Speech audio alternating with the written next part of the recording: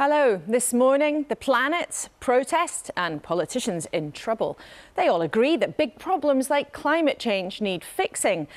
But is Rishi Sunak more interested in trying to cling on? Not the prettiest week for politics. Another MP suspended from the Tories over sleaze. And the former boss of the SNP charged with embezzling cash. And the fiery new book from the former PM Liz Truss courting controversy. I'm not saying I'm perfect. She claims the Tory party's disastrous kamikaze budget that triggered chaos for millions was, her words, the happiest moment of her premiership.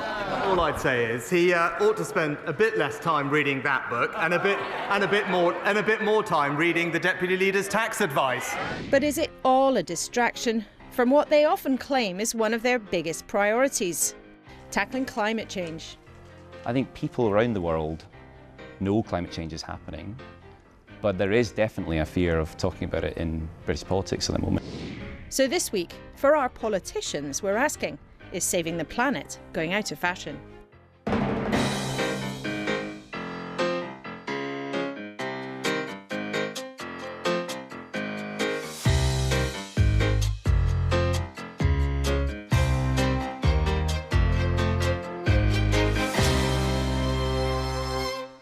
Morning. Well, with us for the first time to answer that question is the Energy and Net Zero Secretary, Claire Coutinho. And she's joined for Labour by the Shadow Justice Secretary, Shabana Mahmood. Hello to both of you over there. They will both hear how the boss of the government's climate watchdog, Chris Stark, thinks politicians are all in fear. It's London Marathon Day, so welcome to you. We're on BBC Two, but you might recognise some of the runners. Hi Laura, just getting ready for the marathon. It's going to be quite a tough one. Maybe not quite as tough as some of the questions you asked me. Oh, well, there. Let's see how they get on a bit later on. And with me at the desk today, eco-warrior and broadcaster Chris Packham, the Lib Dems Shadow Foreign Affairs spokesperson Layla Moran, and the businessman Luke Johnson, former chair of Pizza Express and now the chairman of Gales, the bakery chain. Let's start, though, as ever, with what's in the news this morning. The Sunday People's on the same theme as we are. It says that Just Stop Oil are planning to wreck people's holiday plans by storming airports this summer. The Observer splashes with Labour shifting to target pensioners, trying to stir it up after the Tories said they want to get rid of national insurance over time. The Mail has more on the story of Angela Rayner's house sale, claiming a key document has been found. But the Sunday Times carries on its campaign for justice for those caught up in the infected blood scandal. But they feature more on a building story, calls for the boss of the Met Police to quit after an officer told a Jewish man to stay away from a pro-Palestinian march. But the BBC this morning, we've been leading on the vote in Congress yesterday, finally approving more than $60 billion of aid for Ukraine. There's a mixed bag in the news this morning, all three of you, and we're going to talk a lot about climate change today. But we've had stories about sleaze in Westminster continuing to dominate, whether that's the behaviour of Tory MPs or the ongoing rumblings around Angela Rayner. Chris, do you feel, in what feels like an election campaign already, that politicians are actually able to concentrate on big issues? I don't think they are. I think they're preoccupied typically with short-termism. And that isn't prevalent just in the election campaign when it comes to addressing our climate breakdown and biodiversity loss. That's prevalent there much of the time.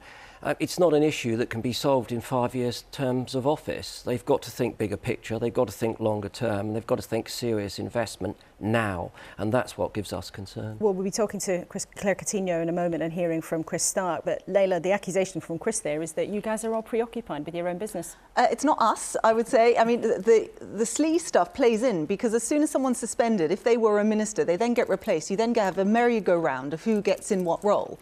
And what I'm learning is that every time a new minister comes in, you've got to rebrief them on your campaigns. And this is a massive thing for my constituents. I've brought a letter here from 7-year-old Bella, who has written in, and I get hundreds of these, to tell me how important climate change is. And the youngest constituents are the ones who are asking us the most. Their parents, they haven't forgotten, and I completely agree that we do need to focus on it, but it would help to have some government stability. But there are big long-term targets, Luke, aren't there? And also there's a lot of pressure on industry and consumers to come up with cash to help pay for all of this. Yeah, If you look at surveys of what ordinary people really care about, it's the NHS, it's the economy, it's immigration. Climate change is about 20th on their list of priorities. Well, some polling actually tends to put it in the top 5. You're right, it's not the number 1 or 2. Isn't. But do you believe that actually people, what they're being told what to do and they don't like it? I think it's about the reality of the cost of net zero. And people are waking up to the fact that when they get their electricity and gas bills, this is going to be unaffordable.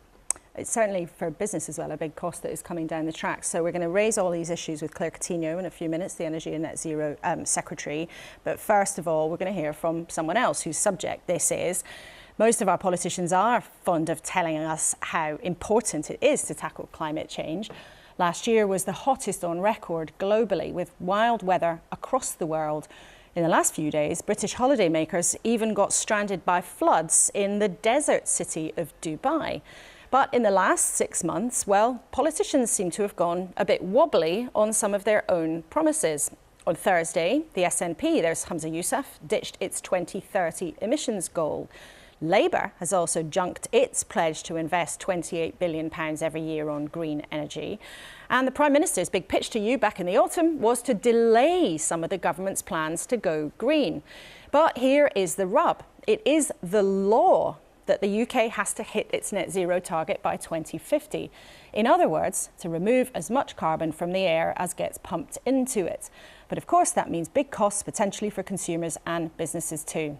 The man whose job it is to check up on politicians' progress towards that goal is Chris Stark, the boss of the Climate Change Committee. I met him at the new Green Energy exhibit at the Science Museum in London, and it's fair to say he's less than impressed. So let me say from the off that the country has done a lot to reduce greenhouse gas emissions, the thing that causes climate change. But in our view, that's in the past. So we are looking into the future at all the things that need to be done if we want to finish the job of getting to this goal of net zero, including some very difficult topics like how we heat homes, or how we deal with the industrial emissions that we have in this country, what we do with farming, for example, transport systems. And it's in those other areas that we see the gap. And that gap is what we're referring to when we talk about the lack of leadership. We need to see stronger policy in other areas, despite the fact that other parts of the world are playing catch up with the UK. The risk for the UK is that we're going to lose the race just at the point when really you want to be at the head of that. The Prime Minister ditched some of the measures and slowed down what you've been talking about in the autumn. What was your honest reaction to that speech? It was presented to the country as a step back from going too fast on this transition. And indeed, in the speech itself, he talked a lot about the need to reappraise lots of the steps that take us to net zero. My honest answer to that is I think it set us back. So I think we have moved from a position where we were really at the forefront, pushing ahead as quickly as we could on something that I believe to be fundamental to the UK economy, fundamentally beneficial to the people living in this country, whether you care about the climate or not. And we are now in a position now where we're actually trying to recover ground. And I'll give you one example of that. The sort of diplomatic impact of that has been immense. So we have lots of contacts with other countries around the world. It doesn't matter that there were detailed policies within that speech that you could say were very much in line with net zero. The overall message that other parts of the world took from it is that the UK is less ambitious on climate than it once was. And that is extremely hard to recover. The trouble is that the kind of rhetoric for this has definitely changed recently. Do you think that climate change is actually a personal priority for the Prime Minister? And do you think Rishi Sunak really cares about this very much? Well, I take the Prime Minister on his word. So he said it was a personal priority. He made a speech in Downing Street where he made that very point. But I think he has not clearly made it as much of a priority as some of his predecessors did. Certainly Boris Johnson and Theresa May, of course, was the Prime Minister that put net zero into law. I would prefer, of course, to see the head of the government really take a leadership position on it, because in the end, every other bit of government feels the pressure to then act on that, and that's when the good stuff starts to happen. And that's not happening right now, in your view? It certainly feels more difficult now. In the civil service, certainly, the machine is producing lots of policy, but it's not clear how that should be presented to the public. And that could really do with some clarification, I think. Labour, though, also has been attacked by some on their own side for not being ambitious enough, for ditching their 28 billion target of spending on green projects. Do you think also Keir Starmer should be bolder on this agenda? I do. You regularly hear Ed Miliband talk about the transition, of course, on the Labour side, but Keir Starmer, of course, doesn't talk about it quite so much. I think the exciting story that comes with the climate transition is the one that I want to hear from leaders on either side of the political divide. But it sounds from what you're saying, though, that you don't feel at this moment in time, when the need to act seems to be stronger than ever before, if you look at what's happening around the world, actually our politicians are not really grasping it. I think there's a collective fear about talking about it at the moment, which I find interesting. You look out your window and you see we've had, the wettest 18 months ever in this country. We've got the hottest year on record in the last 12 months. I think people around the world know climate change is happening, but there is definitely a fear of talking about it in British politics at the moment. And my biggest fear of all, standing back from my formal role in the Climate Change Committee, is that I would not wish to see us reach a point where you get polarised politics around climate, the likes of which you find in the US or Australia. And I worry that that might start to creep in if we leave this vacuum, if you like. That hasn't, I'm glad to say, hasn't quite crept into full denialism around climate change, but we're not far from that. You can see some people have been warming up to make some of those arguments again. One place where there was a lot of enthusiasm for it, though, where even there are Greens in government, is in the Scottish administration. And just this week, they ditched one of their targets. Yeah. And Scotland is, I think, a salutary tale. The Scottish government chose to choose an even more ambitious path than the one that we'd advised. And that's fine.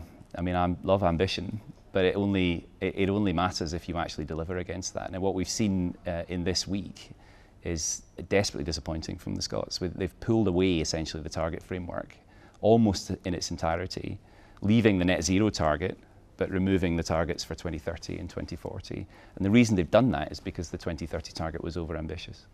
So for political reasons, they set a target they were never going to hit, but now they've had to ditch it. Yeah. And I think this is the problem. Politics and political ambition is exactly what we need in climate change, but that was a bridge too far.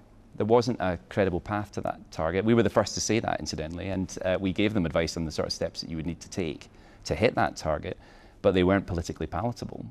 The costs to business are potentially massive. The cost to consumers are personally massive to many people. If they look at how much it costs to get a heat pump, or how much it costs to insulate their house, or how much it might cost them for a new boiler that might be more efficient, but at the moment they're thinking, I'm finding it hard to pay my bills as things stand.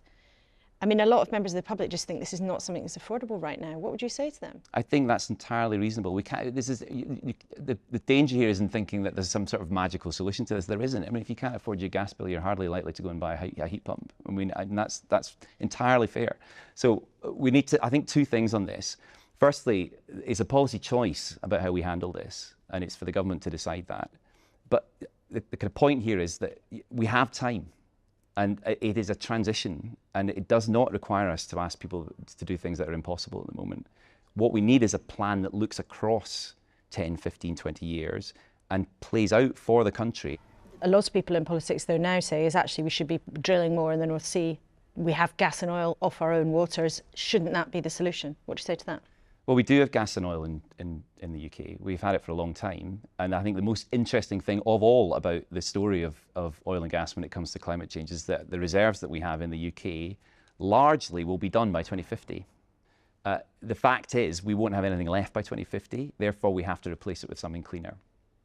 And instead of focusing on that transition, the genuine transition towards something cleaner, my experience of the last couple of years, at least, is that we have politicians on all sides of the political debate wasting time, actually, on discussing things that don't matter, like new oil and gas licenses. There is a marginal benefit to energy security to the country in having new oil and gas licenses, but it doesn't change the geology of the country. But sometimes, do you feel climate campaigners have been a bit, I suppose, holier than thou sometimes? Maybe they've not made the argument properly. And you yourself were criticised for suggesting in an email that you get someone in your team to use technical language to try to explain something away. I mean, was that a mistake? But more broadly, do you think climate campaigners have sometimes just got the tone wrong? So climate campaigners are often their own worst enemy. And we've been through various periods on the campaign to tackle climate change where I feel they've been more useful than others. And I listen, I find in the recent years that the climate campaigners have actually caused us a problem in the discussion of climate change, definitely. It has been part of the discussion, part of the movement towards this being such a negative discussion in some parts of the press, at least. And listen, on I mean, I'm passionate about the work that we produce in the Climate Change Committee. And that particular story in the Telegraph was about, I felt, a misrepresentation of our work. And that email was a private email, and of course I regret that it made its way into the public domain, but I stand by what I was saying behind it, which is that we produced high quality work, and I'm absolutely passionate about making sure that people understand what we produce. Here where we're sitting in this wonderful gallery, there was a protest not so long ago. There were people here basically shutting the place down. You clearly feel that that kind of protest has been detrimental to the cause. I do, actually. I mean, I think we've got to view this as a genuine transition. We've got to be more tolerant of the fact that we are not simply going to switch this stuff off. The most successful transition is the fastest transition that everyone supports. So, that bit of it, I think it needs more work. One of the former Prime Ministers knocking around at the moment, Liz Truss, has been actually that the Climate Change Committee is something that should be got rid of. It's one of those faceless quangos that is far too political, is far too woke. You're doing work that sort of nobody asked for. What would you say to suggestions that actually the Climate Change Committee shouldn't exist? Well, look, Liz Truss is the elected politician here. But if our concern is it's a faceless quango, here I am. So here is my face. I think she's wrong. I mean, I'm very happy to say that. We have these institutions in place because they point to the long term. They look beyond the electoral cycle. They don't make decisions on behalf of politicians, but they are there to provide informed technical advice. And I think we would be poorer without them. They need someone marking their homework, is that what you think? Oh, I'm very happy to mark their homework, and that's I will miss that bit of the job immensely, but yeah, it's important to have homework marking. Chris, thanks so much for talking to us. Thank you. Well, let's talk about that all straight away with the Energy Security and Net Zero Secretary Claire Coutinho, who's with us for the first time this morning. Welcome to the programme. We heard there very clearly Chris Stark, who's the expert on all of this, say plainly this is not such a priority for Rishi Sunak as it was for his predecessors, and his decisions have set the UK back. He's right, isn't he? Well, look, actually, I heard him say he took the Prime Minister at his word when he said this is a priority.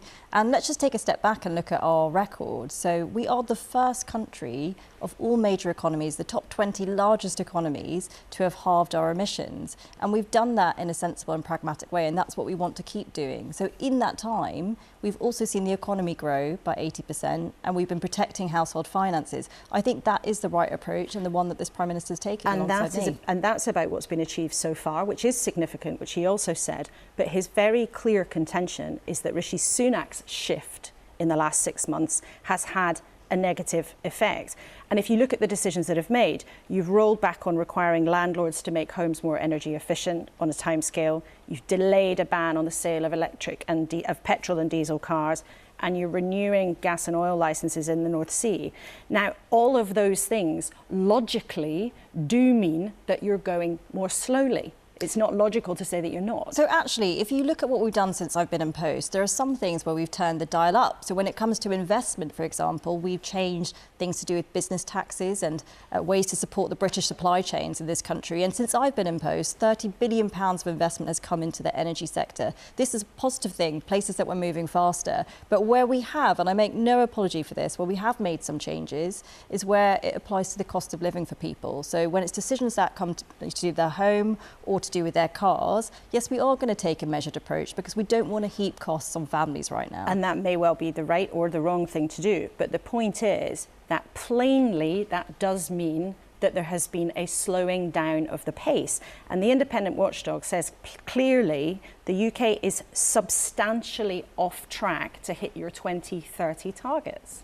So I would dispute that. Look at our record. So every single target that we've had so far, we've not only met, but we've overshot. And our target that we've got coming up, Carbon Budget 4, we're on track to overshoot. So our record on this area is very strong. But we do have to understand, Laura, there are two things when it comes to this agenda. Yes, we want to make sure that we're future-proofing industry, we're getting the benefits into the economy of pushing forward on net zero, but also we want to protect households. I think people do do care about climate change. They do, so do I. But what they don't want to have is heaps of costs on them when they see that they're 1% of global emissions and other countries are polluting a lot more. They want us to take a balanced approach. But the difficulty, though, for anyone in government is that politicians here voted to make it the law that you have to hit these targets. And you've mentioned one target there.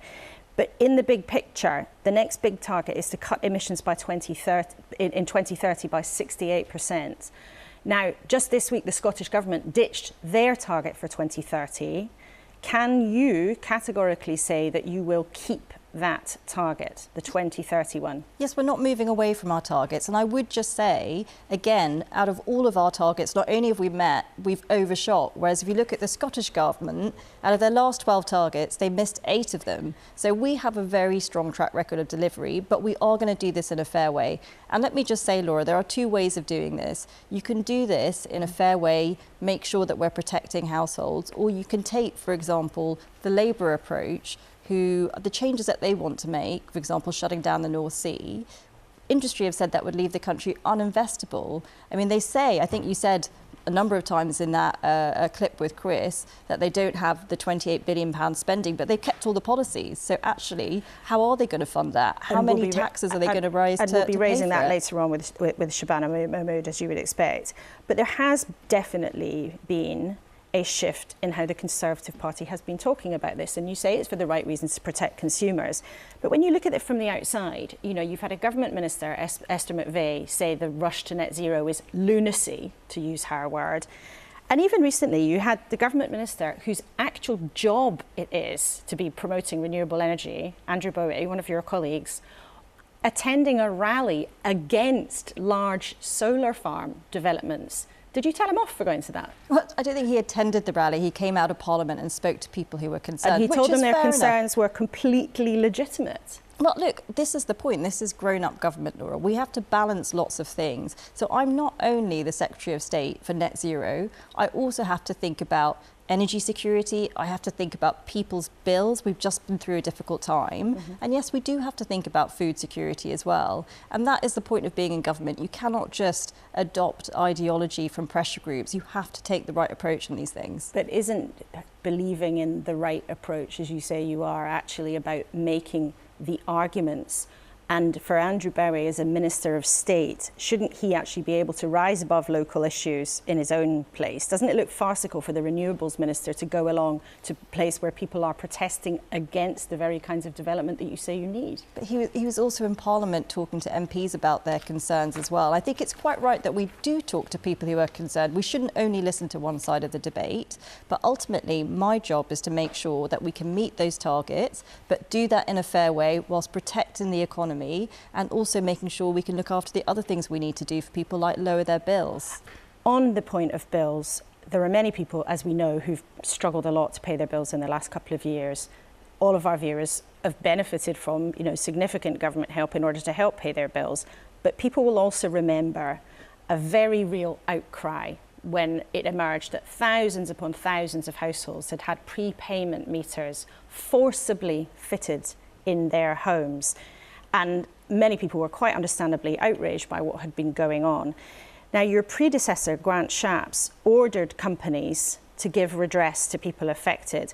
Out of 150,000 cases that have been looked at, only 1,500 people have had compensation. Are you just abandoning the rest of those people? No, absolutely not. And look, I should say, when we saw in that winter prepayment meters being forced on vulnerable people, we stepped in very quickly because nobody wants to see that. It was completely appalling behaviour. And even when I came into the role, one of the first things I did was I sat down with suppliers and I talked about this issue because I wanted to make sure that we could protect people where they needed it. So why have only 1,500 people been compensated for what you say was very distressing? So this is, you know, completely unacceptable. I have spoken to Ofgem about it, who are overseeing this, and I've made it clear that I want to make sure that the people can get the compensation as quickly as possible, and that's the steps we'll be taking next. We're getting new figures in the coming months, but we are ready to act to make sure that people can get that money. But I should say on prepayment meetings, one of the things that we've done, which I think we can be very proud of, is we've got rid of the premium that people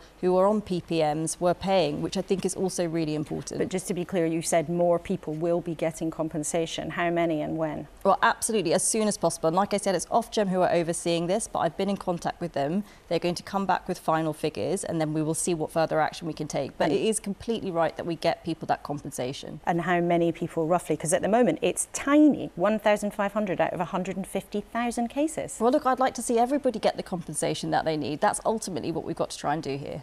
OK, let's turn to something else. It has been in lots of ways a pretty ugly week in Westminster. Allegations about Mark Menzies, a Conservative MP who is suspended by your party over claims he misused party funds. Is it acceptable that the Tory party knew about this for several months, but then, lo and behold, he was only suspended when the allegations made their way to the newspapers? Well, look, I don't understand the conversations that had happened before the moment in time that was in the papers. But what I do know is that's when new information came to light. So it is under investigation at the moment. Of course, the allegations are very serious. They're very concerning, but it is being dealt with. But if it is so serious, why did the party sit on it for 3 months? Well, look, I don't know exactly what was known when, but I do know that new information came forward when we had the story in the papers. But it is under investigation, and we take these issues very seriously. Look, it was a serious allegation, and the story was concerning, and that's why we are making sure that we investigate it. This week it was Mark Menzies. Last week it was William Wragg. There have been more than a dozen Conservative MPs who were elected in 2019 who've been suspended from the party over various breaches of the rules. Your boss, Rishi Sunak, promised when he moved into Downing Street that he would lead a party and run a government with the highest standards of integrity. Can you look our viewers in the face today and tell them that's what they're getting when week after week these stories emerge? Well, look, it's not one political party that is dealing with this. We've seen this happen on all sides. And the thing that I would stress is there are 650 MPs, and the vast majority are hard-working, decent people. So yes, it's always, dispiriting for people, and including politicians, to see these stories in the press. But actually, the vast majority of MPs are decent people. And yes, it's right that we investigate and make sure that we're dealing with these actions. But it's often also about how parties handle these kinds of complaints. And your colleague Jake Berry, former chair of the Conservative Party, who's written about this morning and written about the party's handling of complaints about things that have happened in the Conservatives, he's written that the public would be forgiven for thinking that the House of Commons is full of perverted sex pests, tax evaders and people with the self-awareness and judgment of a broad-bean. Now, is he wrong? Because our viewers often get in touch with us and say, who are these people? Why do they think it's okay to behave like this? Well, look, the thing that I would say is I can't speak for Broadbeans. I think they've been maligned there. But the truth is, this is very serious. Most MPs are very decent people, very hardworking. They care about the country. They care about their constituents. This is a very, very small minority of people. And one of the things that I've done throughout my political career is to try and encourage more people to come into politics. So I think it's really important that I stress that. OK. Just finally, there's been a building story in the last couple of days that we've mentioned already this morning about the Met's treatment of a Jewish man who was appeared while a pro-Palestinian rally was taking place, who a policeman essentially told him he shouldn't be there. Can you confirm that the Home Secretary has written to the Met Commissioner about what's happened here? He has, but let me say that I think what has happened is a serious misstep, because what we can't be saying to particular groups in society that their very presence is a provocation. You don't want anybody of any community to feel like that, which is how the Jewish community has been made to feel. So I think it's right that the Met have apologised. I can confirm the Home Secretary's been in contact with them.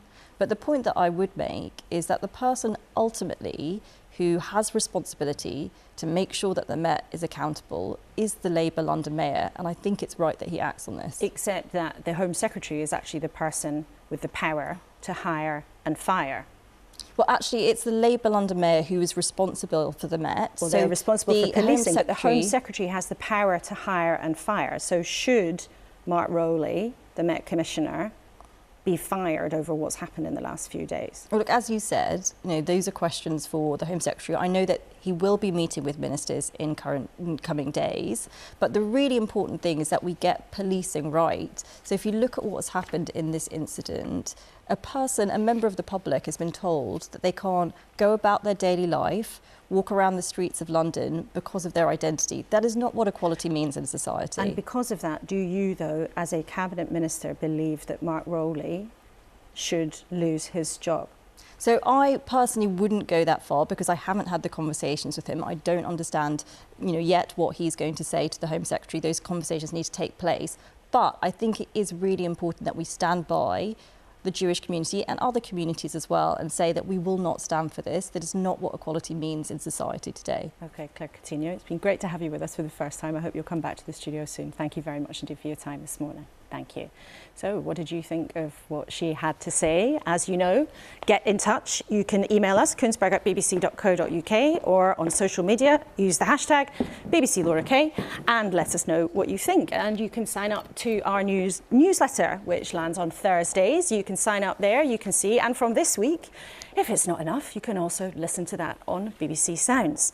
So, what did our panel make of what she had to say? Chris, I have to come to you first. You've made a huge part of your life's work campaigning on climate. I believe you're also trying to take the government to court over their backtracking, what you would describe that. I am taking them to court, and I've won the opportunity for judicial review on backtracking on those 3 policies that you mentioned. So Claire gave perhaps a taste of what her defence might be to you in court, but what did you think of what she said this morning? Well, look, our government's policies at the moment are not only cooking the planet, they're justifying that by cooking the books. She is saying that we're ahead in all of our targets. That's not actually the case. It's the way that that data is presented and analysed.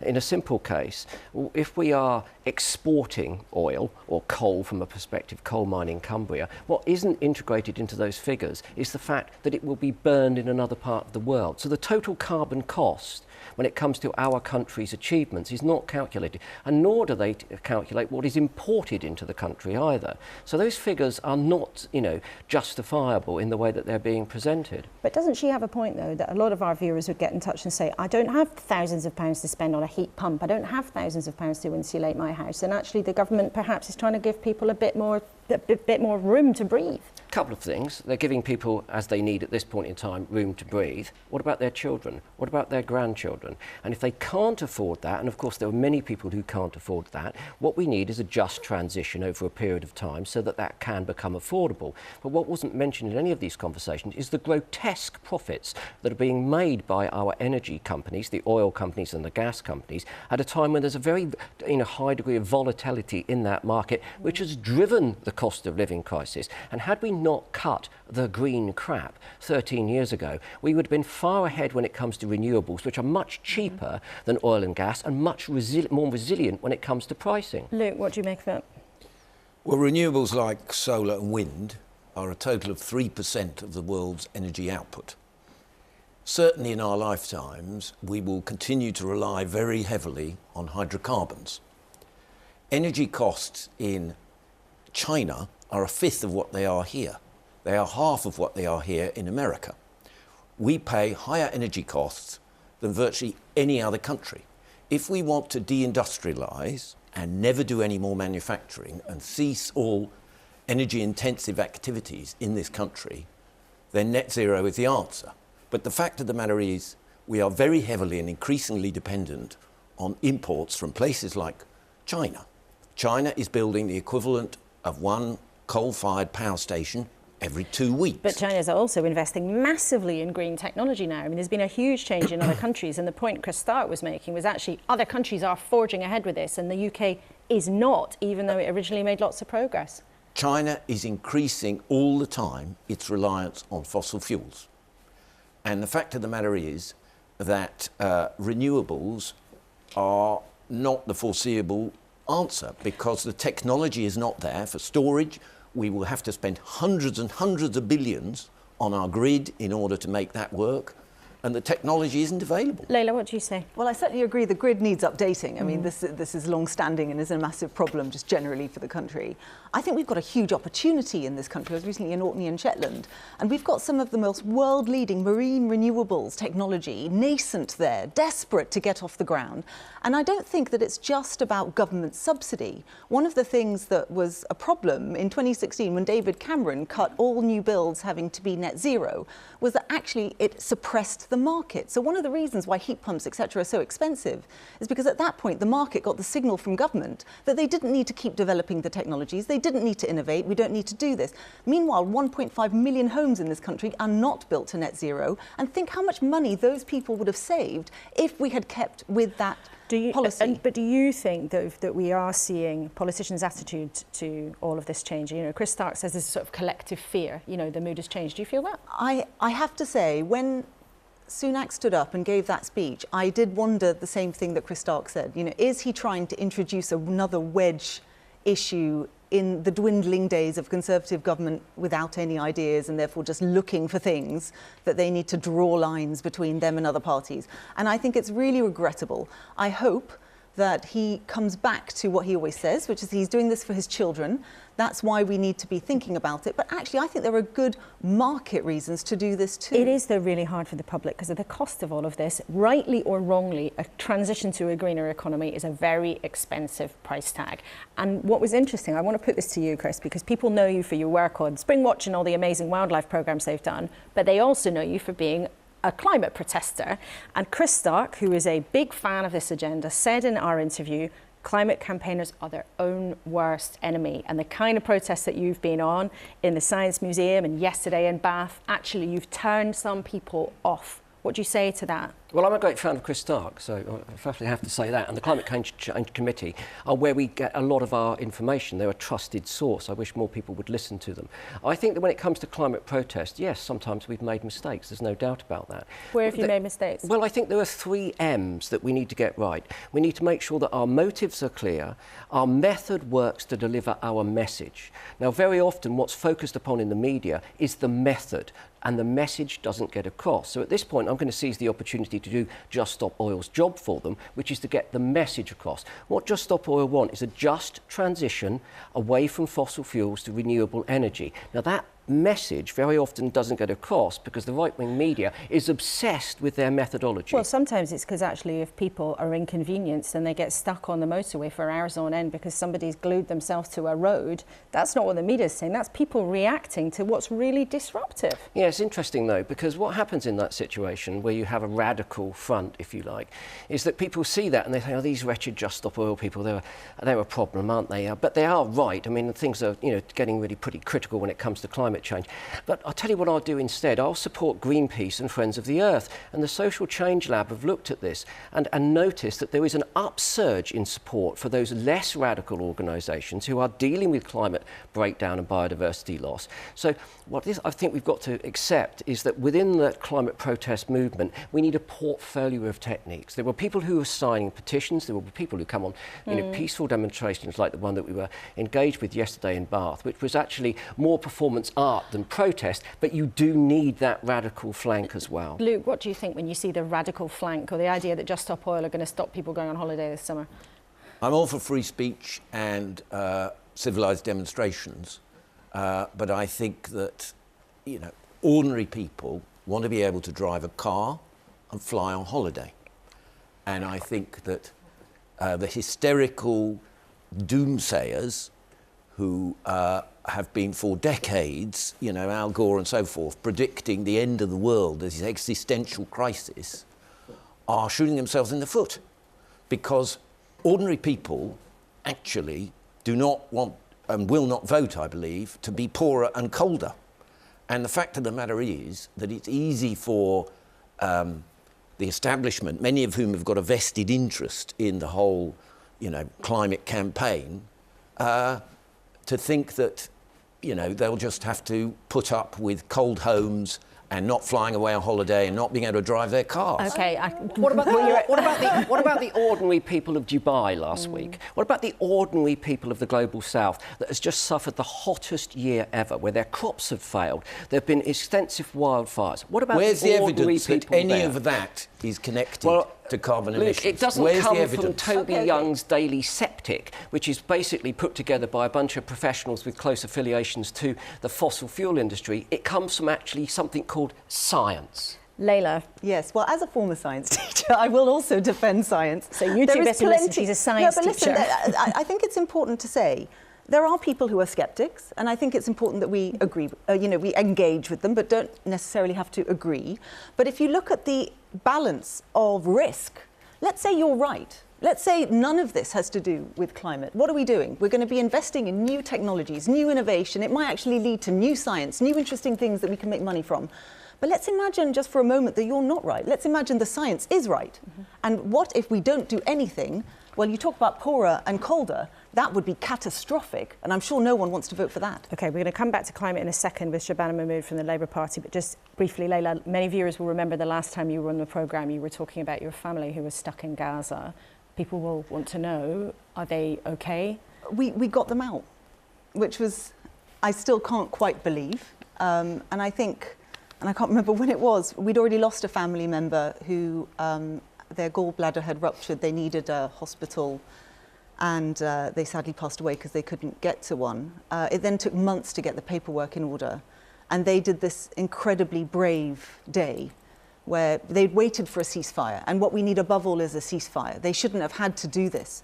And no one there who's living in the hell that is Gaza right now should have ever had to deal with this. But they got across to Rafah, and it's incredible. All I'll say is, I mean, we feel incredibly lucky. But in addition to, the bombs that still fall, there is now a real risk of tens of thousands more people dying from excess deaths, just like my family member did, because the healthcare system's gone. The London School of Hygiene and Tropical Medicine is suggesting 55,000 if it stays as it is, 75,000 if there's an escalation, say they go into Rafah. That's on top of those who have died from the bombs. We need a ceasefire, and we need it now, please. Well, Layla, we're sorry to hear about one of your family members, but very pleased that some of them have managed indeed to get out. All three of you, thank you very much for now. We'll be out with you at the end of the programme. Now, we've heard Chris Stark from the Climate Change Committee had a message for Labour as well as the government. He said he wished that Keir Starmer could be more bold on climate change. Now, Labour has been pumping its promise of clean, green energy by 2030. There's Keir Starmer and Ed Miliband, Rachel Reeves on Teesside opening a green port, promoting green ports there. But remember, they junked that promise to spend $28 billion a year to make projects like that happen. Shabana Mahmood is the Shadow Justice Secretary, and she's back with us in the studio this morning. It's nice to have you here again. Now, we heard from Chris Stark. He thinks that Keir Starmer should be bolder. We know you junked your £28 billion a year spending.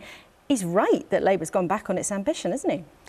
No, absolutely not. When we go into the next general election, our promise on clean energy by 2030, making Britain a clean energy superpower, setting up GB Energy, headquartered in Scotland, to invest in renewables, that will be by far and away our biggest spending commitment going into that election campaign. It presents a huge difference and change in approach between us and the current Tory government, who presided over, frankly, a failure when it comes to our energy security. So it's a big commitment that we're making. As you said, Keir has been out and about with Ed, with Rachel, talking about how we upgrade our ports. So this is an area that we care about. We've got strong policy in this area. And if we are elected and we get to clean energy by 2030, that is a game-changing moment for this country. But the problem is you've still got the ambition, but you're going to spend a lot less.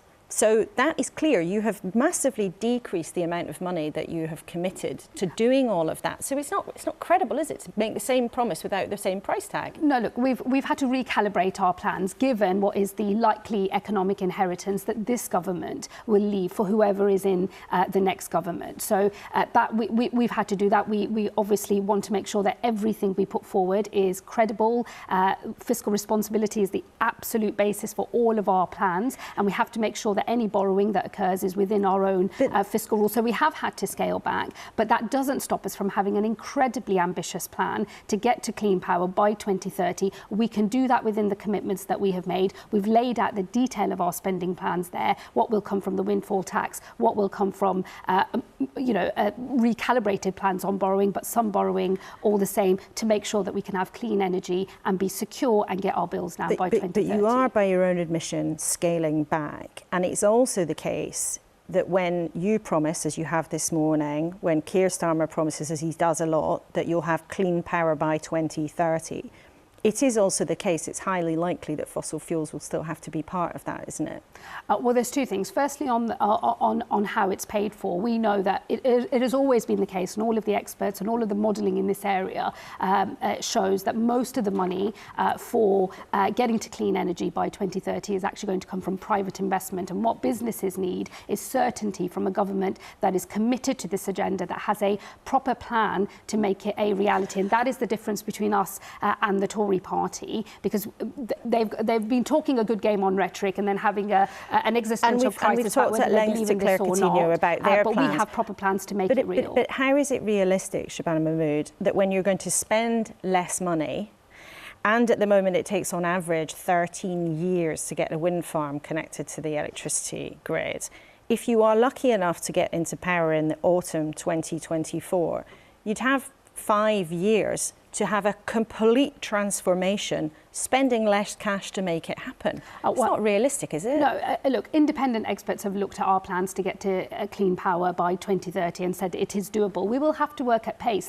There is no doubt that this is going to be a challenging mission that we have set for ourselves, but we're not prepared to just sit back and think, we're in a bit of a doom loop here and it seems like it's all pretty hopeless and we can do nothing. Government can achieve huge things in this area if it has the political will to do so, if it makes some money available, but also if it takes the steps to unlock private sector investment, which will provide all of the money taken together in order to get to clean energy by 2030. And that is so necessary if we're going to be energy independent and not reliant on dictators abroad and get our bills down as well. And you've said again, clean energy by 2030, but do you acknowledge, in fact, as Keir Starmer did when he spoke to us when this was originally announced in 2022, that fossil fuels might still be there as a fallback? There is always going to have to be a strategic gas reserve for when when wind and sun are not available.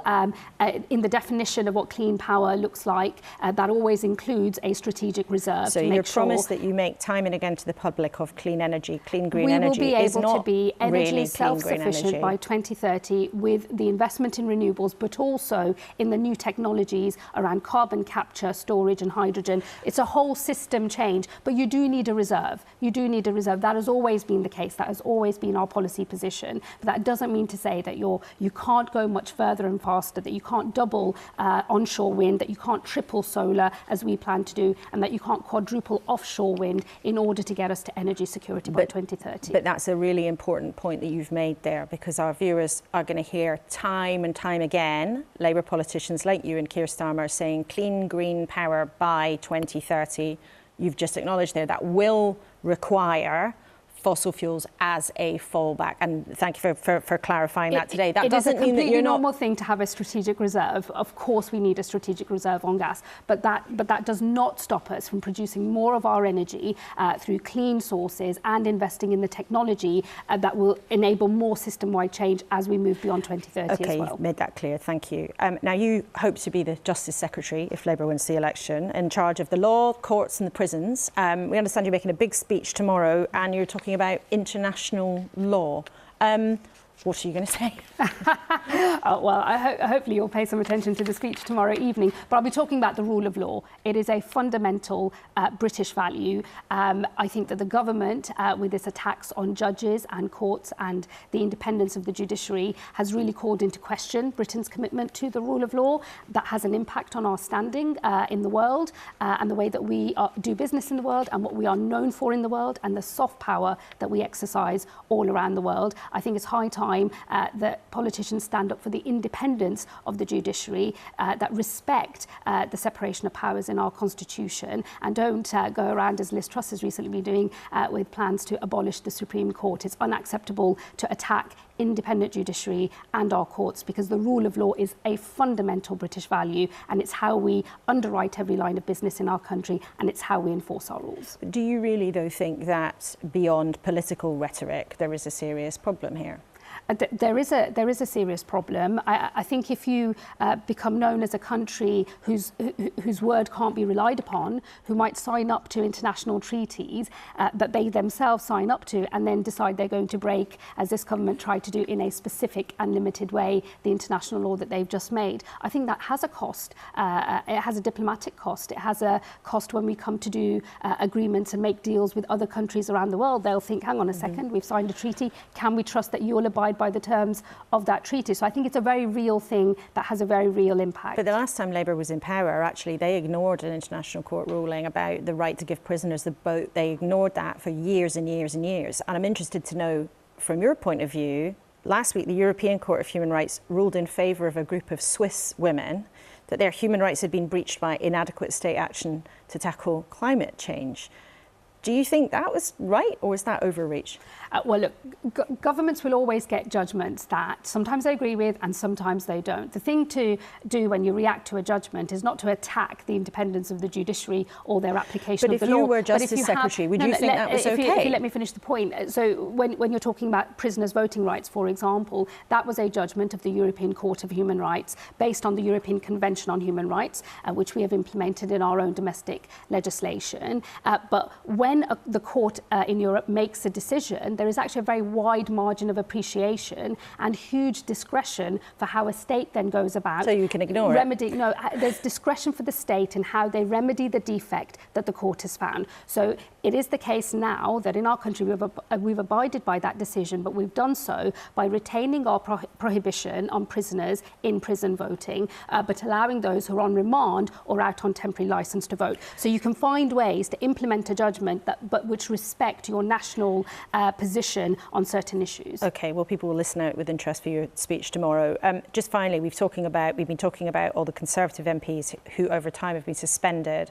But what about Labour MPs? I mean, there are a number of investigations that have been going on. Some in the case of Nick Brown, who used to be a very prominent figure, the chief whip for many years. He's been being investigated since 2022.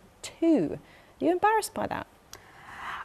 Well, look, we have an independent process now. There is actually a big difference in approach between us and other parties in Parliament. I feel embarrassed every single time one of these scandals unfolds on Delhi. I wonder what people think of all of us as MPs, but I refuse to accept this charge that all parties are the same. All parties have had problems with members of Parliament, but I think we have taken an approach which actually gets us criticised because investigations take a long time. But as soon as a complaint is made, we suspend pretty quickly once that complaint is made, and then we leave it over to an independent investigation, independent panels that make the decision advised by lawyers. That is a huge change in how the Labour Party operates, and it does mean, unfortunately, some things take a long time, and I can't comment on that, but it's better to have an independent process as we do. All right, Shabana Mahmood, thank you very much indeed for being with us in the studio. It's always great to have you with us. Well, in a second, we're going to hear from some of the brave or crazy souls who are about to start running the London Marathon. This morning, though, we've been hearing from the man who judges the government's race towards tackling climate change, who reckons the Prime Minister's decisions have set the UK back. This is what the Climate Secretary, Claire Coutinho, had to say. Let's just take a step back and look at our record. So we are the first country of all major economies, the top 20 largest economies, to have halved our emissions. And we've done that in a sensible and pragmatic way, and that's what we want to keep doing. So in that time, we've also seen the economy grow by 80%, and we've been protecting household finances. Well, you've been sharing what's on your mind. Deborah Robinson says the Conservatives and Labour absolutely need to commit to net zero. It's far too important not to. David Burke, though, says we cannot rely on renewables solely. The sun doesn't always shine and the wind doesn't always blow. And let's have a final word with our panel. We've talked a lot about climate, so let's talk about what's going on in Westminster and the investigations into various MPs and the impression all of that gives to the public. I mean, Layla, even this morning, there's a story in the Times about one of your colleagues paying thousands of pounds to party officials to do work on her behalf in the constituency. I mean, do you think that our viewers are entitled to look at what happens in Westminster and think, who are these people? We all welcome scrutiny, but I'll point out, you know, my colleague Sarah Green is fastidious about following the rules. There is no suggestion, even in the piece itself, it takes pains to say that she's broken any rules. That's a completely different thing, which is legitimate scrutiny of MPs, fine. But that's not the sleaze that we're seeing coming from the Tory and the Labour parties, excuse me. That's completely separate. But the impression that people get about what collectively as a group you get up to. I mean, look, the stuff coming out of the Tory party in particular, I mean, it reminds me of, I was 15, I think, when the 97 election happened, and it was the sort of dying days of the major government, and you just saw story after story after story after story, and you have to wonder, is it sort of complacency or whatever it is? The numbers are extraordinary, and it does come up on doors. And people do tar us all from the same brush. I think all three of us today will say it pains us when any of stories, particularly around sleaze and scandal and people breaking rules. I mean, none of that is acceptable. You know what else comes up? Boris Johnson, because he also broke rules. People want their MPs to follow the rules, and that's entirely legitimate. Luke, what do you think when you look at it? You know what?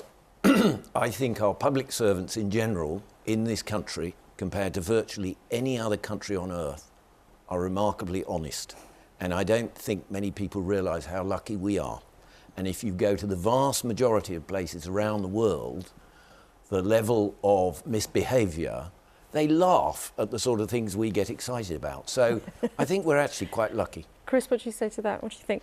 Well, I have the fortune to mix with MPs and ministers, and I do feel sorry for some of them on the account of that. You know, there are bad apples in the barrel. Why don't you sort them out?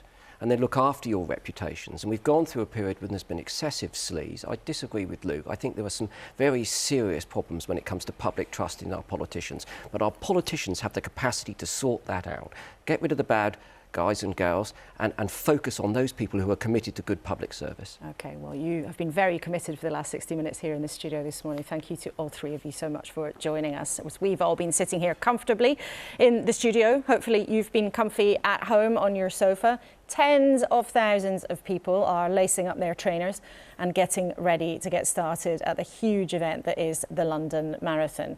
There will, of course, be tons of coverage on BBC One and across BBC News through the day.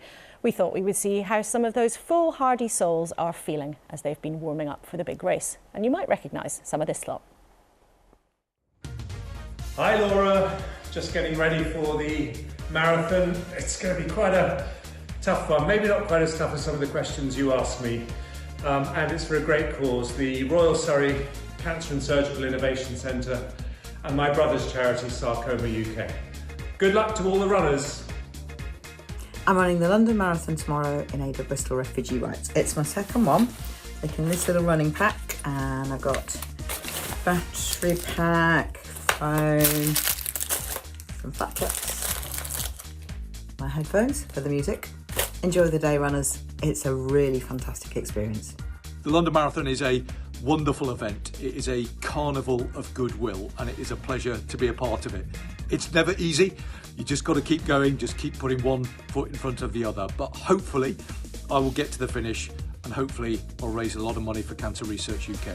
I love the marathon. I love the crowds, the sense of excitement, and I love all the runners running for a good cause. In my case, I'm running for the Accessible Learning Foundation, a brilliant neurodiversity charity, but everybody's got their cause they're running for, and so there's this real spirit. Well, good sports all. Matt Hancock, Packham, debonair. Chris has his head in his hand. Sorry. I've got to ask why. Oh, it's just Matt's lack of insincerity, I think. Well, good luck to those 4 politicians, Dan Jarvis, Stangham Debonair, Jeremy Hunt and Matt Hancock, all running the marathon today. And good luck to everybody else who is embarking on that huge task. Enjoy it if you're watching it along the route. A big thank you to my guest this morning and, of course, to you at home for watching. Headlines around energy and the environment are rarely far from our screens. And I think we've had a taste this morning that the differences between the two big parties on how and how fast to tackle climate change are likely to be one of the big arguments of the election campaign. As ever, you can watch anything again on iPlayer. I'll be joining Paddy O'Connell for Sunday's newscast on BBC Sounds. There he is. Oh, and Angela Rippon, one of his guests, waving to all of you as well. You can listen to that later on BBC Sounds, or I'll look forward to seeing you here next Sunday, same time, same place.